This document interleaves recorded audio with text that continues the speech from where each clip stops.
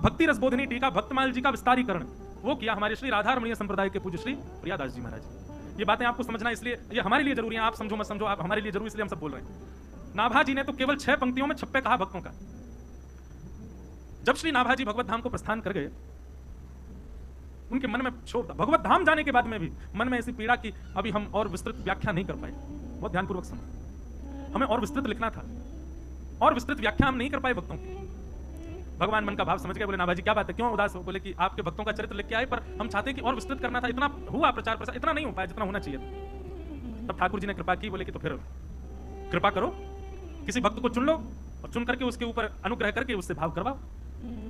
तब श्री गोपाल भट्ट गोस्वामी जी, जिन्होंने हमारे श्री राधारमण लाल जी को प्रकट किया, उनके प्रशिष्य और उसी राधारमणीय गौड़िया वैष्णव संप्रदाय में आचार्य चरण श्री प्रियादास जी महाराज, उनको अच्छा देखो उनकी भी भाव कैसे, वो चिंतन कर रहे थे श्री चैतन्य महाप्रभु का, नेत्र बंद करके चिंतन कर रहे थे चैतन्य महाप्रभु का। आहा, ऐसा सुंदर स्वरूप, ऐसे सुंदर चाल, ऐसे सुंदर भाव, ऐसी सुंदर वाणी, चैतन्य महाप्रभु का चिंतन कर रहे थे। चिंतन करते करते वो स्वरूप तो विराम हो गया, नाभाजी प्रकट हो गए। प्रकट होकर के बोले सुनो, हमारी आज्ञा है। क्या आज्ञा है? बोले हमने जो भक्तमाल जी की रचना की है, उन्हीं भक्तमाल जी का अब आप विस्तारीकरण करो, उनको और बृहद भाव में लिखने का प्रयास करो। प्रियादास जी महाराज बोले भगवान मैं कैसे करूंगा? बोले जैसे हम पर गुरुजनों ने कृपा की, ऐसे तुम पर भी कृपा होगी और तुम लिखना प्रारंभ करो। अब छप्पे के बाद जो छंद गाए जाते हैं वो श्री प्रियादास जी की और बृहद व्याख्या के रूप में, कल से रसिक त्रिवेणी की जब चर्चा होगी, श्री हरिराम व्यास जी, हितवंश महाप्रभु और स्वामी शेरदास जी, तो पहले छप्पे गाया जाएगा वो नाभाजी का, और उसके बाद उनकी लीला के विस्तारीकरण के रूप में जो छंद गाया जाएगा वो श्री प्रियादास जी, उन्होंने उसको विस्तृत किया। प्रियादास जी महाराज ने भक्तमाल जी की विस्तारीकरण किया। महाराज जी प्रियादास जी का एक छंद में कल पढ़ रहा था, वृंदावन से आते समय इतना सुंदर भाव लगा, बहुत सुंदर बात कह रहे हैं वो, अब पता नहीं मिलेगा कि नहीं, पर बहुत सुंदर भावना है। हाँ, बहुत ध्यान से सुनना। श्री प्रियादास जी का भाव क्या है? भगवान से निवेदन कर रहे हैं, श्री गोविंद देव जी से निवेदन कर रहे हैं श्री प्रियादास जी महाराज।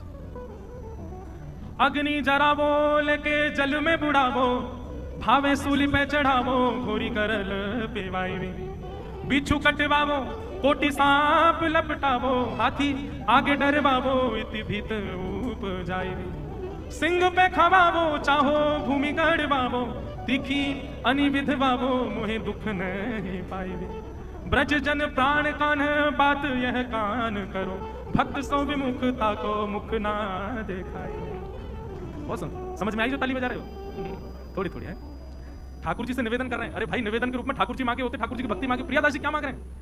अग्नि जरावो, अली जला दो हमें, लेके जल में बुढ़ावो, चाहे जल में डुबाए दो हमको, भावे सूली पे चढ़ावो, गोरी गरल पिवाई हो, चाहे सूली पे चढ़ा दो, चाहे भयंकर विष मुझको पिला दीजिएगा नाथ, बिच्छू कटवावो, बिच्छू से कटवा देना, सांप लपटावो, अनेक सांपों से मुझे डसवा दीजिएगा, हाथी आगे डरवावो, विशाल हाथियों के नीचे कुचलवा देना, इति भांति उपजाई भी, सिंह पे खवावो, शेर से खपा देना, चाहो भूमि में गड़ावो, चाहे भूमि में गड़ा दीजिएगा, तीखी अनिविधि भावो, मोहि दुख नहीं, कुछ भी कर लेना आप नाथ, इन सबसे मुझको दुख नहीं मिलेगा।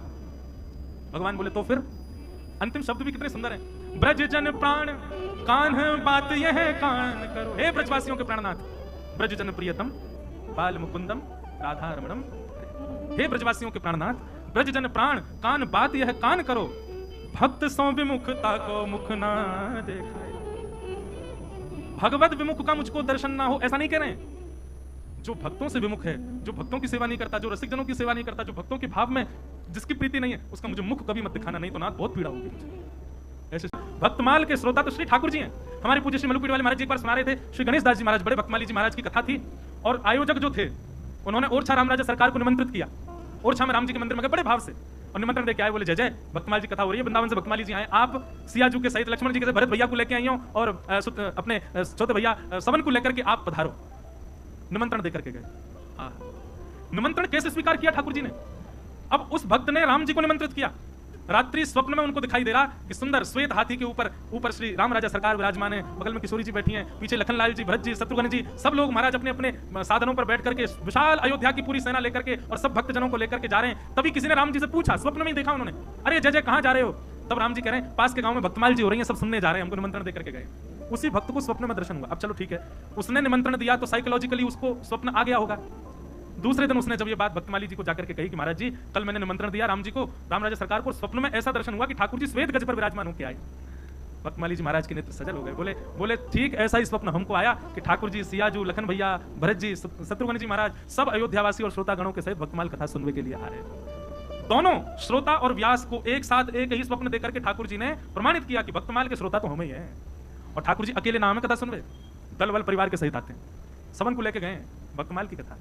अयोध्या जी में कनक भवन में आज भी नियम है, रात्रि में श्री कनक बिहारिणी बिहारी जी सरकार की सेज के बगल में भक्तमाल जी रखी जाती हैं। एक रात में भक्तमाल जी के एक भक्त का चरित्र श्री सियाजू राम जी को सुनाती हैं, अगले दिन राम जी सियाजू को सुनाते हैं। दोनों रात्रि में भक्त चरित्र सुनकर के ही सोते हैं। ऐसे श्री भक्तमाल जी, भक्तमाल